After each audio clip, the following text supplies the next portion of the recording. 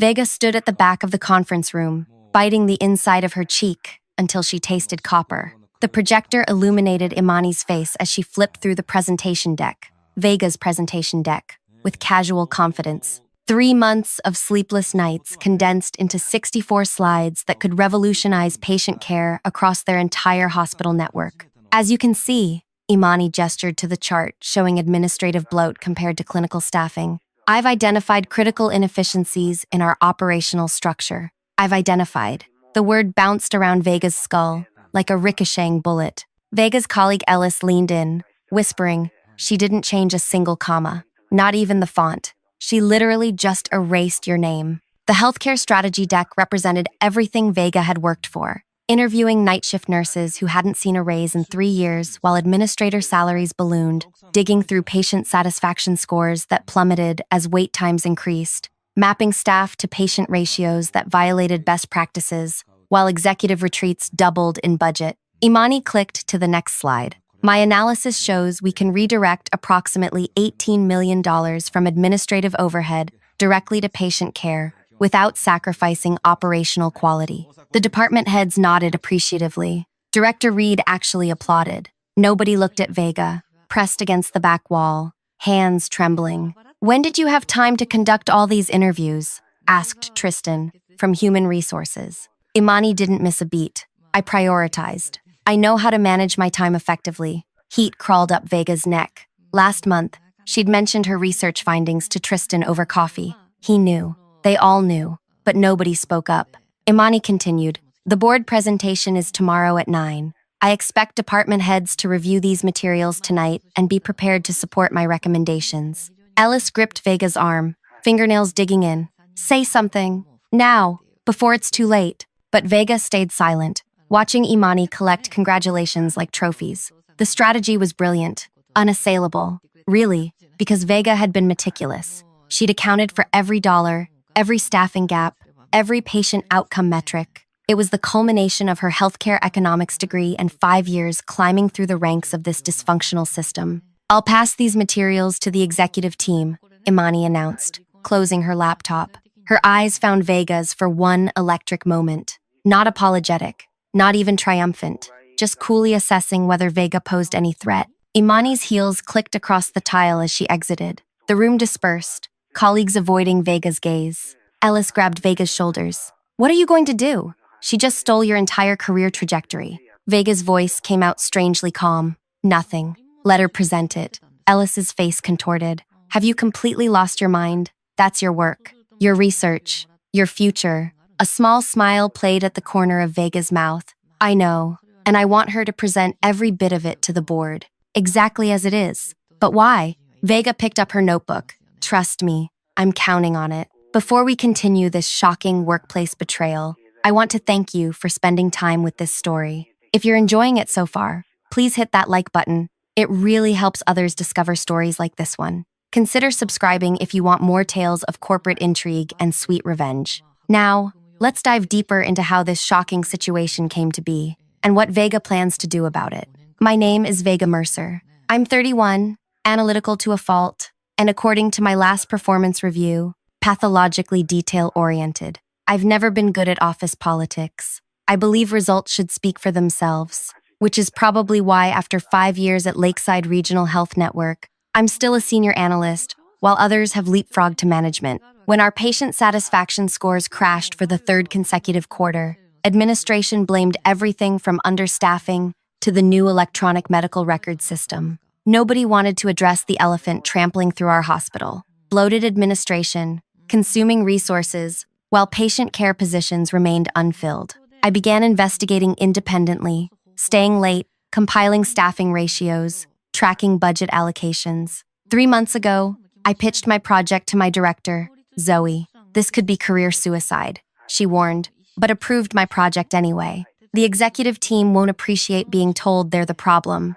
I presented preliminary findings in department meetings. People noticed. Then, Imani Archer noticed. As Chief Operating Officer, Imani commanded attention. Tall, impeccably dressed, with a voice that could either charm or cut depending on her mood. She joined the network 18 months ago from a prestigious East Coast system, bringing an intimidating resume and rumors about how she'd climbed so quickly. After my third presentation, she approached me. "Fascinating work, Vega," she said, maintaining uncomfortable eye contact. "Send me your research files. I think you're onto something significant." I was ecstatic. Finally, someone with power was listening. I sent everything: interview transcripts, statistical analyses, benchmarking against comparable systems. Every week, Imani requested updates.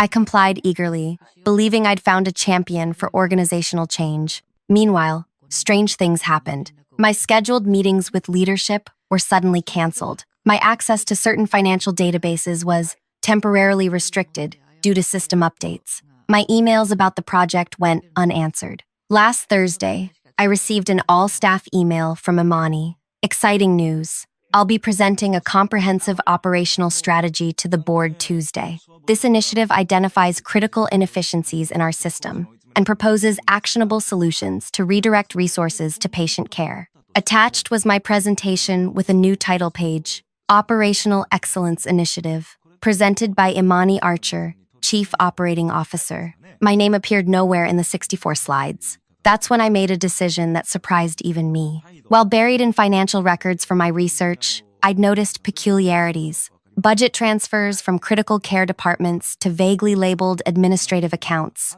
patient education funding mysteriously reallocated to special projects, grant money for community outreach disappearing into miscellaneous expense categories, all under cost centers Imani controlled. These weren't random. They followed patterns, always during audit periods, always just under thresholds, requiring additional approval, always moving money from patient care to administration. Too systematic to be coincidental. I'd created a separate analysis tracking these anomalies, building visualizations that made the pattern unmistakable without making explicit accusations. This analysis lived in slide 47 of my presentation, the presentation Imani had claimed as her own, the presentation she would deliver to the board of directors, the CEO, and the chief financial officer tomorrow morning. "You have to tell someone," Ellis insisted, as we walked to the parking garage that evening.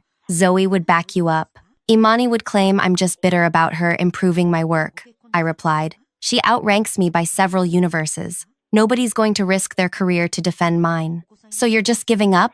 Letting her steal your work and your promotion opportunity?" I unlocked my car. "Ellis, in all the years you've known me, have I ever just given up on anything?" Understanding dawned slowly on Ellis's face. "What did you do?" "Nothing. Yet." I smiled. "But tomorrow will be interesting." That night, I didn't sleep. I obsessively checked my presentation file, confirming slide 47 remained intact, with its damning visualization of financial irregularities. Would Imani review the entire presentation before delivering it? Would she notice what I had embedded there? Or would her arrogance lead her to present material she hadn't fully examined? Morning arrived with a storm that matched my mood. Thunder rattled windows as I dressed carefully in my most professional outfit: charcoal dress, minimal jewelry, hair pulled back severely. Today wasn't about being approachable. I arrived early, slipping into the back of the boardroom before most members arrived. The chief financial officer, Damon, nodded at me. "Vega, didn't expect to see you here. Just observing," I replied neutrally. "Heard about your project. Good work." I managed a tight smile as board members filtered in, followed by Imani in a crimson suit that screamed authority. She faltered momentarily upon seeing me, then recovered, arranging her materials at the presentation podium. "What are you doing here?" she hissed when she passed my chair. "Supporting my work," I whispered back. "Someone should be here who understands the details, don't you think?" Uncertainty flickered in her eyes before confidence reasserted itself. "Your presence is unnecessary, but suit yourself." The CEO called the meeting to order. Imani launched into my presentation, commanding the room with practiced authority. "Our network faces unprecedented financial challenges," she began. "I've undertaken a comprehensive analysis of our operational structure and identified critical inefficiencies." I watched board members' faces as she navigated through my slides, using my words, my research, my insights. She moved confidently through staffing analyses, patient outcome metrics, capacity utilization statistics. Then she approached the financial section. "Moving to financial analysis," Imani said, clicking forward. I've identified several critical budget reallocations that will optimize our operational efficiency. The board members leaned forward, interest peaked. The CEO adjusted his glasses. Damon, the CFO, took notes with unusual intensity. I sat motionless, counting slides in my head. 43, 44, 45. Imani sailed through complex budget charts with practiced confidence, explaining my meticulous financial models as if she'd created them herself. Her voice remained steady, authoritative, only I noticed her pace accelerating slightly. 46. Imani clicked forward again, and there it was. Slide 47. My carefully constructed visualization of budget transfers. 6 months of peculiar financial movements displayed in an elegant, undeniable pattern. Money flowing from patient care, community outreach, and clinical education into administrative, special projects under Imani's direct control. These strategic reallocations, Imani continued smoothly, gesturing to the screen, represent optimization of resource distribution across. Excuse me, interrupted Damon, the CFO. He leaned forward, squinting at the visualization. Can you explain this pattern? Why do funds consistently move from patient care budgets to administrative special projects during quarterly audit periods? Imani's rhythm faltered. Well, operational needs fluctuate based on. But these transfers, Damon persisted, standing to approach the screen. They all originate from critical care departments, pediatric services, and community health programs. And they all terminate in administrative accounts under your direct supervision. The boardroom temperature seemed to drop 10 degrees. Imani blinked rapidly, finally looking, really looking, at the slide she'd been presenting. This section requires additional context, she said, attempting to click forward. No, I'd like to understand this particular slide better. The CEO interjected, his voice dangerously quiet, especially since these transfers coincide precisely with our audit schedule, almost as if timed to minimize detection. Board members exchanged glances. I remained absolutely still, barely breathing. Imani's composure cracked slightly. This particular analysis might contain some speculative elements that require further verification before. Did you prepare this analysis, Imani? Asked the board chairwoman, Helena. I supervised the overall project, with input from my team, Imani replied, avoiding my direction entirely. Helena removed her reading glasses. That's interesting, because I received preliminary findings from Vega Mercer 3 weeks ago that looked remarkably similar to what you're presenting today. The room went silent. All eyes turned to me. Vega, Helena continued, would you care to clarify? Standing slowly, I maintained a neutral expression while my heart raced. The strategy presentation was my project, initiated 3 months ago with Director Zoe's approval. I conducted all research, interviews, and analysis personally. That's not entirely accurate, Imani cut in. Vega provided raw data that I substantially refined and developed into this strategic initiative. Then you can explain slide 47? Asked Damon, pointing to the screen. Because these patterns suggest systematic diversion of patient care funds to administrative accounts under your authority. Imani's face hardened. I think Vega has deliberately misrepresented normal budget fluctuations to undermine my position. This is clearly a manipulation of data, driven by professional jealousy. Manipulation? I echoed, maintaining composure. Every transfer shown here is documented in our financial system. I simply visualized existing data. Nothing is fabricated or misrepresented. The room tensed as Imani's eyes locked onto mine, recognition dawning that I'd anticipated this moment, planned for it, even. Perhaps, the CEO suggested, we should take a 15-minute break to gather additional information. As board members filed out, Imani cornered me in the hallway. You set me up, she hissed, staying just beyond earshot of lingering executives. I did nothing of the sort, I replied calmly. You took my presentation. I simply let you present it, all of it. You deliberately planted that visualization to ambush me. I included factual financial analysis in my own work. You chose to claim it as yours, without reviewing it thoroughly. That's not an ambush. That's your mistake. Her eyes narrowed. You have no idea who you're dealing with. I've destroyed people far more established than you. Maybe, I acknowledged, but none of them had 3 months of your financial activities meticulously documented. Imani's expression shifted from anger to calculation. What do you want? A promotion? Recognition? Name it. I want nothing from you, I replied honestly.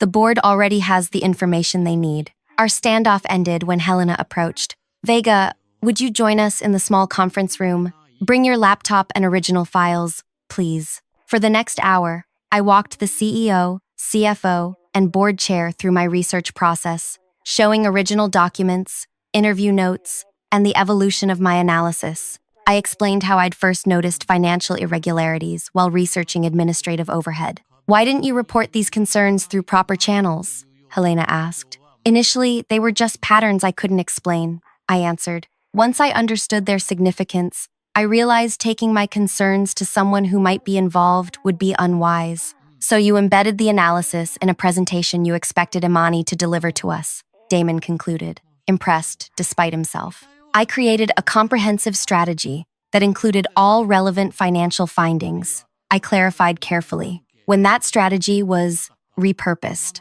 I chose not to interfere. The CEO rubbed his temples. We have two serious issues here: potential financial impropriety and a senior executive claiming subordinates' work as her own. 3 issues, Helena corrected. We also have a broken system where talented employees feel they can't safely report concerns. When we returned to the boardroom, Imani sat alone, reviewing something on her phone. The remaining board members filtered back in. Conversation hushed. In light of concerning information, the CEO announced, "We're postponing the remainder of this presentation. Imani, please report to my office immediately following this meeting. Damon will be initiating a comprehensive financial audit of all transfers identified in this analysis." Imani's mask of confidence finally cracked. This is a misunderstanding that's being blown completely out of proportion. If you would allow me to explain. Save it for the audit, Damon interrupted. We'll be reviewing every transaction. As the meeting disbanded, I gathered my materials quietly, avoiding eye contact with Imani, whose rage was palpable across the room. Ellis appeared in the doorway, eyebrows raised in silent question. I nodded slightly, following them into the hallway. Well? Ellis whispered urgently. They're auditing her financial activities, I murmured. And she's meeting with the CEO right now, too. Ellis exhaled. I can't believe it worked. But what happens to you now? She'll make your life hell. If she's still here to do it, I pointed out. We paused as raised voices echoed from the CEO's office down the hall. You need to tell me what else happened in there, Ellis insisted, as we walked toward the cafeteria. Everything. I hesitated. The board knows the strategy was mine. They know about the financial irregularities. That's all that matters for now. But as we settled with our coffee, my phone buzzed with a meeting request from Helena. Subject: Executive Strategic Planning Position. Discussion. Executive. Ellis's eyes widened. Is that what I think it is? Before I could answer, commotion erupted across the cafeteria. Imani stormed through, security personnel following at a respectful distance. Her face was flushed, movements stiff with barely controlled fury. As she passed our table, her eyes locked onto mine. Enjoy it while it lasts, she said, voice low and deadly. This isn't over. Then she was gone, heels striking the floor like hammer blows as security escorted her toward the exit. Ellis whistled low. What did you actually find in those financial records, Vega? I sipped my coffee, watching Imani disappear through the main doors. That's the interesting part of the story. It started 6 weeks ago, when I was reviewing budget allocations for the pediatric oncology department. I grew up believing that hard work and honesty would be enough, that excellence would always be recognized and rewarded. My parents, both teachers in the struggling school district of our small Midwestern town, had instilled those values. Your integrity is the one thing nobody can take from you, my mother always said. Yet there I was, watching Imani being escorted from the building while clutching my meeting invitation from the board chair, feeling not triumph but a strange hollowness. This wasn't how I'd imagined my career advancing. My journey to this moment had begun long before Imani stole my work. It started in college, where I discovered my passion for healthcare economics, the fascinating intersection of mathematical precision and human compassion. While other students pursued glamorous specialties, I became obsessed with making healthcare systems work better, making limited resources save more lives. Lakeside Regional Health Network had hired me straight out of graduate school. I started as a junior analyst, tackling increasingly complex projects, earning a reputation for thoroughness, and unwavering attention to detail. What my colleagues called obsessiveness, I called necessary rigor. When patient satisfaction scores began plummeting last year,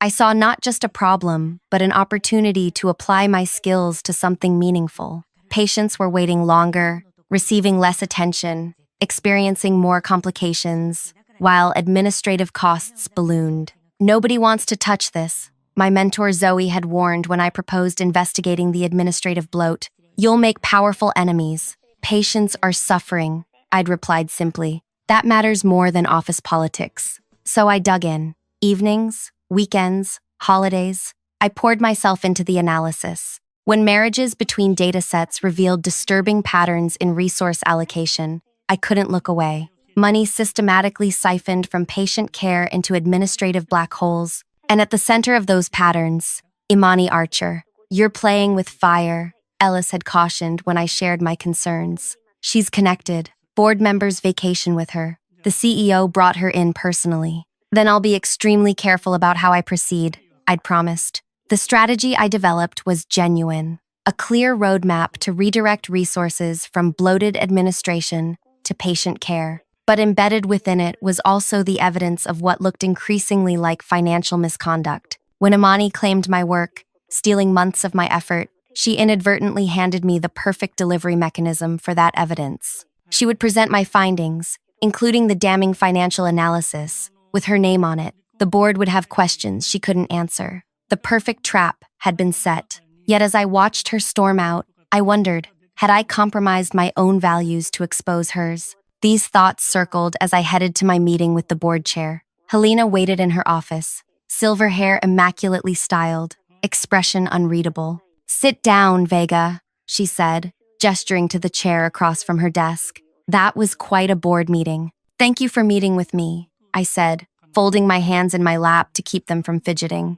Helena studied me with keen eyes that had evaluated countless executives over her 30-year career. "Your analysis was exceptional, both the operational strategy and the other findings. I appreciate that. What I'm trying to understand," she continued, "is why someone with your talents is still in an analyst position after 5 years." I shifted uncomfortably. I've always believed my work would speak for itself. Helena's laugh was short and knowing. That approach rarely succeeds in healthcare administration, or any industry. For that matter, she leaned forward. "Vega, people who wait to be discovered usually stay waiting." "I'm learning that," I admitted. "The board was impressed today, not just with your analysis, but with your strategy." She paused, though some questioned whether you set Imani up deliberately.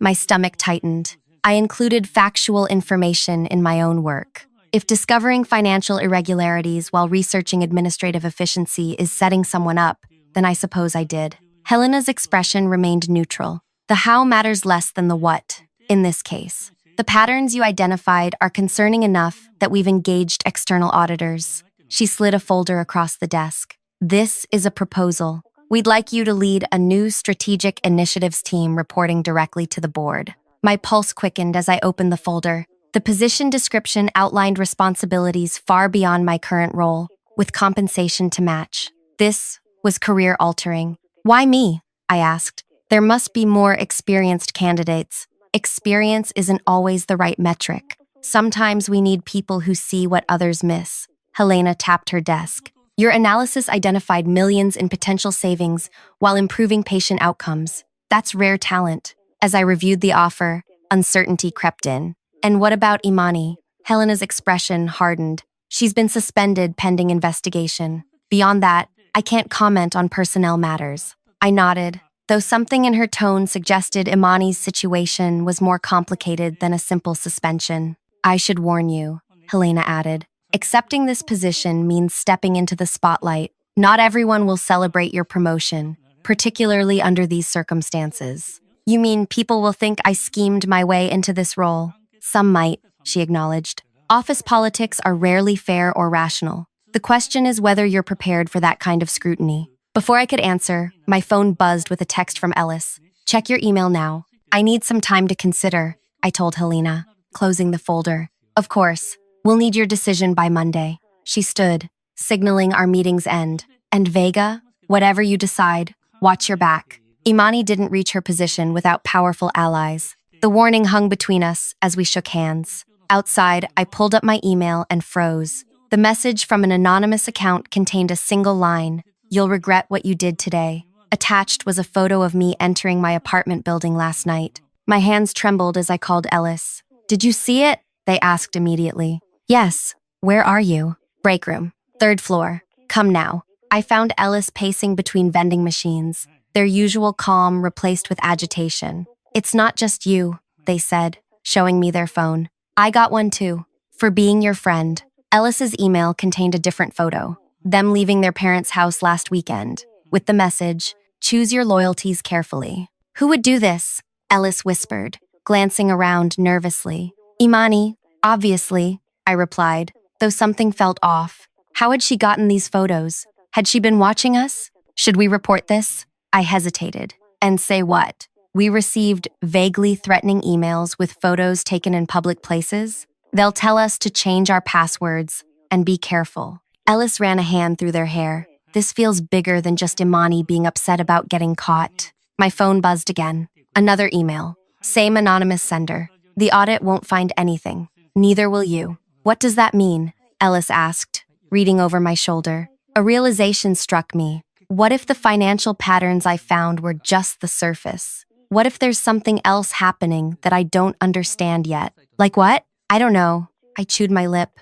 But someone's trying to scare us away from finding out. As we stood there, Director Zoe spotted us through the break room window and entered, her expression grim. "There you are. I've been looking everywhere for you." She glanced between us. "Is everything okay?" "Fine," I lied, just processing a lot of information. Zoe nodded sympathetically. "I heard about what happened in the board meeting. Bold move, Vega. Thanks, I think. I think. Listen, I'm headed to the executive conference call about the audit. Anything I should know before I go in?" I nearly mentioned the threatening emails, but stopped myself. Until I understood what was happening, sharing too widely felt dangerous. "Just that the pattern shows consistent movement of funds during audit periods," I said instead. "Always just under approval thresholds." Zoe made a note on her tablet. "Got it. By the way, Helena mentioned they offered you a position. News travels fast. It always does." She squeezed my arm. "For what it's worth, I think you'd be excellent. We need more people with your integrity." After she left, Ellis gave me a pointed look. "You didn't tell her about the threats." "Not yet. Something doesn't add up." I lowered my voice. "The email said the audit won't find anything. What if Imani has already covered her tracks? Or what if she's not working alone?" Ellis suggested. The thought had occurred to me too, but hearing it aloud sent a chill through me. "We need more information before we can trust anyone." "What are you thinking?" I took a deep breath. "I'm thinking I need to accept that position. It will give me access to records I can't see now." "Vega, these people are watching your apartment. Is a promotion worth that risk?" My phone buzzed with an incoming call from an unknown number. I stared at it, heart racing, then declined. "I don't think we have a choice," I said quietly. "They're already watching us. At least with the new position, I might figure out what they're hiding." "They? So you do think Imani isn't alone?" "I think." My voice cut off as I spotted someone at the end of the hallway, watching us. When I blinked, they were gone. "I think we're in deeper than we realize." 2 days later, I accepted Helena's offer. My new office, 3 floors up from my old cubicle, offered a dizzying view of the city and access to systems I'd never been authorized to use before. My first order of business, requesting complete financial records for all departments under Imani's former control. The system returned an error. Records unavailable due to ongoing audit. I called Damon, the CFO. "I need access to the financial databases for my new role." "Already working on it," he assured me. "The external auditors have temporarily restricted access. Should be resolved next week." But when I hung up, another email arrived. Some doors should stay closed. Final warning. That evening, as I packed up to leave, my new office door swung open. I looked up, expecting the cleaning crew. Instead, Zoe stood there, face ashen. "We need to talk." "Not here." "What's wrong?" She glanced nervously down the hallway. I was in the system backup archives, pulling data for the auditors. I found something about Imani and about board chair Helena. Something doesn't make sense. My blood ran cold. "What did you find?" Zoe shook her head. "Not over email, not over phone. Meet me at Clayton Park in an hour, the boat dock. She turned to leave, then paused. And Vega, don't tell anyone where you're going. The setting sun painted Clayton Park in eerie amber hues. As I approached the boat dock, few people remained at this hour. A couple walking their dog along the shoreline, an elderly man feeding ducks, a maintenance worker emptying trash cans. No sign of Zoe. I checked my watch. 7 minutes past our agreed meeting time. My phone showed no messages or missed calls. The breeze carried a chill that seemed to settle directly in my bones. After another 10 minutes, I tried calling Zoe. Straight to voicemail. I sent a text. At the dock. Where are you? Movement caught my eye. The maintenance worker heading in my direction. Something about his gait seemed familiar. Vega. The voice belonged to Tristan from Human Resources. Now close enough that I recognized him despite the maintenance uniform and cap. Tristan? What are you doing here? Where's Zoe? He glanced around nervously. Zoe sent me. She couldn't come. Too risky after what she found. Which was what exactly? Tristan lowered his voice. Financial transfers between offshore accounts linked to Helena and Imani. But that's just the beginning. They're part of something bigger, involving 3 board members and executives from other hospital networks. My mind raced. A kickback scheme? Think bigger. They've been systematically acquiring struggling rural hospitals through a shell investment group. They gut them, sell the valuable assets, then close them claiming financial non-viability. But that leaves entire communities without health care, I said, horrified. Exactly. Then they open a boutique outpatient centers that only serve patients with premium insurance. Tristan handed me a flash drive. Zoe pulled these financial transfers. The pattern matches what you found, but extends much further. Why didn't Zoe come herself? Tristan's expression darkened. Her office was searched this afternoon. She's being careful. He checked his watch. I should go. They monitor security badge locations. Being away from the building too long will raise flags. As he turned to leave, a question nagged me. Wait, how did Zoe get your phone number to ask you to meet me? Tristan froze momentarily. She found me in the cafeteria. Something clicked in my mind. Zoe had been in meetings all afternoon. She wouldn't have been in the cafeteria, and she certainly wouldn't have sent someone else to deliver sensitive information. I took a careful step backward. Interesting, because Zoe was in back-to-back audit meetings until 6. I know because I was copied on the calendar invite. Tristan's friendly demeanor evaporated. Give me the flash drive, Vega. What's actually on it? Nothing you need to worry about. Just hand it over, and we can both walk away from this. I clutched the drive tighter. Who sent you? Helena? Imani? You think too small, he sneered, advancing toward me. This goes beyond hospital executives playing with budgets. There are billions at stake across the healthcare landscape. Your little analysis threatened to unravel years of careful planning. I scanned the park. The couple with the dog had disappeared around a bend, the elderly man gone. No witnesses. The emails, I said, buying time as I inched toward the park path. The threats. That was you? Tristan smiled coldly. Among others, Imani may have stolen your work, but she had no idea what was hidden in your analysis. She became a liability, so you sacrificed her. Collateral damage. She served her purpose. He lunged suddenly, grabbing my wrist. Now, the drive. I reacted instinctively, smashing my free hand against his ear. He yelped, grip loosening enough for me to break away. I sprinted toward the park entrance, hearing his footsteps pounding behind me. You can't outrun this, Vega, he shouted. They're everywhere. Administration, board, regulatory agencies. You have no idea who you're up against. I reached the parking lot, fumbling for my keys, when headlights flashed nearby. A car door opened. Ellis behind the wheel. Get in, they yelled. I dove into the passenger seat as Tristan emerged from the tree line.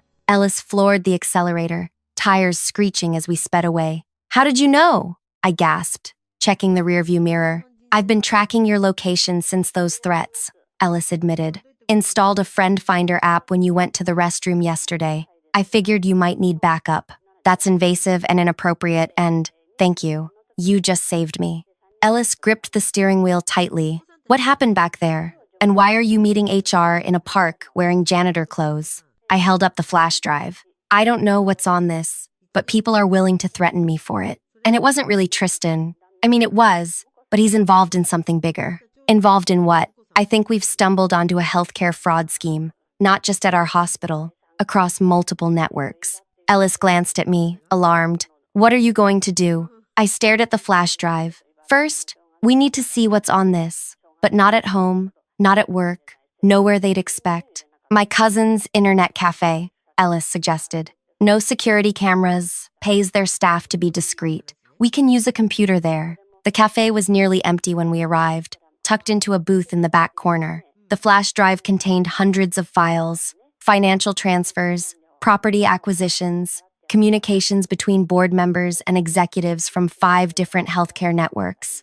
This is massive, Ellis whispered, scrolling through documents. They're systematically dismantling rural healthcare infrastructure for profit. One spreadsheet caught my eye, labeled LR Contingencies. It contained names of Lakeside Regional employees with notes beside each. Loyal, manageable, problem, eliminate. My name appeared under eliminate, along with Zoe's. We need to call Zoe, I said urgently. Warn her. Ellis was already dialing. The call went straight to voicemail. We should go to her house, I suggested. And say what? That HR tried to attack you in a park? That there's a conspiracy to eliminate you both? We need something concrete before involving others. I massaged my temples, thinking furiously. The external auditors, they're independent. If we bring them this information, how do you know they're not involved too? It was a fair question. Trust had become a scarce commodity. We spent hours combing through files, building a comprehensive picture of the scheme.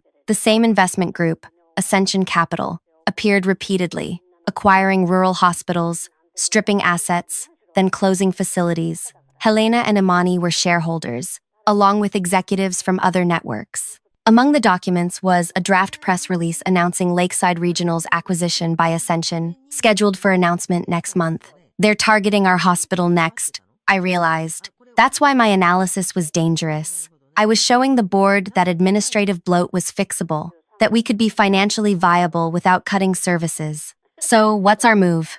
Ellis asked. I closed my eyes, mind racing through possibilities. When I opened them again, a plan was forming. We need to move quickly, I said, and we need to be smarter than they are. The next week was the most stressful of my life. By day, I performed my new role with apparent enthusiasm, attending meetings, developing strategic plans. By night, Ellis and I worked tirelessly, following financial trails, gathering evidence, building an undeniable case against Helena, Imani, and their co-conspirators. Zoe had disappeared. Family emergency, according to her assistant. Her absence only heightened my determination. When Helena called me into her office Friday afternoon, I knew something had shifted. The board is impressed with your transition, she said warmly. In fact, we'd like to accelerate your involvement. There's a special acquisition project we'd like you to lead. Acquisition project? I kept my expression neutral. Strictly confidential, of course. Helena slid a folder across her desk. Ascension Capital is considering a partnership with Lakeside Regional. They need someone with your analytical skills to identify efficiency opportunities. In other words, they needed someone to identify which services to cut, which assets to sell, which communities to abandon. I'm honored, I lied. When would this begin? Immediately. There's a meeting with Ascension's principals Monday morning. They're eager to meet the financial analyst behind that impressive operational strategy. I'll be prepared, I promised, accepting the folder. Helena's smile didn't reach her eyes. I know you will be. Monday morning arrived with a knot of anxiety in my stomach. The conference room, filled with board members, executives, and 3 representatives from Ascension Capital. Helena made introductions, ending with me. And this is Vega Mercer, our Strategic Initiatives Director, who will be guiding our efficiency analysis. The Ascension CEO, Maxwell, shook my hand firmly. Looking forward to your insights, Miss Mercer. Actually, I said, voice steady despite my racing heart. I've already completed a preliminary analysis I'd like to share today. Helena's eyebrows rose. I work quickly, I replied, connecting my laptop to the projector. The screen illuminated with a simple title, Ascension Capital, Rural Healthcare Elimination Strategy. The room fell silent. This isn't the presentation we discussed, Helena said sharply. No, I agreed. This is the presentation they didn't want you to see. What followed was 20 minutes of the most focused presentation of my life. I laid out the entire scheme, the systematic acquisition and dismantling of rural hospitals, the offshore accounts, the shell companies, the conflicts of interest. With each slide, faces around the table grew paler. This is absurd, Maxwell sputtered. Completely fabricated. Every transaction is documented, I replied calmly, clicking to my final slide. As regulators and journalists have already confirmed, the screen displayed email confirmations from the State Attorney General's office, the Healthcare Regulatory Commission, and the editor of the Healthcare Business Journal, all acknowledging receipt of my complete investigation package. What have you done? Helena whispered. Exactly what you promoted me to do. Identify inefficiencies and protect patient care. I closed my laptop. The Attorney General's Financial Crimes Unit should be arriving momentarily. They're particularly interested in the planned dismantling of children's services at Lakeside Regional. As if on cue, commotion erupted in the hallway. Through the glass walls, we watched investigators enter the executive suite, led by a grim-faced Zoe. Maxwell lunged for his phone. Helena sat frozen. Board members exchanged panicked glances. You had no right, Helena managed through clenched teeth. Actually, I had every right and obligation. I gathered my materials calmly. Oh, and Imani didn't betray you by presenting that revealing slide. She never actually reviewed the presentation she stole from me. Another efficiency opportunity missed, I suppose. The investigators entered the conference room, credentials displayed. As they began reading rights and confiscating devices, I slipped out, exhaustion and vindication warring within me. In the hallway, Zoe waited. You disappeared, I said. Had to. After I found those connections, someone accessed my computer. I went straight to the Attorney General with what I had. She squeezed my arm. But you built the entire case. How did you know they wouldn't stop you today? I didn't, but I knew they couldn't stop what I'd already set in motion. As executives were escorted from the building, Ellis appeared beside me. So, they said quietly, is it over? I watched Helena being led to a waiting vehicle, her carefully constructed power crumbling around her. It's not over, I replied. It's just beginning. Someone needs to rebuild what they tried to dismantle. 3 months later, I stood in that same conference room, now as interim chief operations officer, presenting a true strategic plan to a newly constituted board. A plan focused on rebuilding trust, restoring services, and remembering that healthcare isn't just about numbers, it's about people. Sometimes the best revenge isn't just exposing wrongdoing. It's rebuilding what others tried to destroy, but better than before. It's proving that integrity, while sometimes the longer path, ultimately leads to the right destination. If you connected with Vega's journey of standing up against corruption despite overwhelming odds, please hit that like button to help others find this story. Your comments about similar workplace experiences or thoughts on healthcare challenges mean so much. They remind us why these stories matter. And if you want more tales of justice served with a side of strategic brilliance, subscribe for new uploads every week. Thanks for staying with this story until its rightful conclusion. Sometimes the most satisfying revenge is simply refusing to be silenced.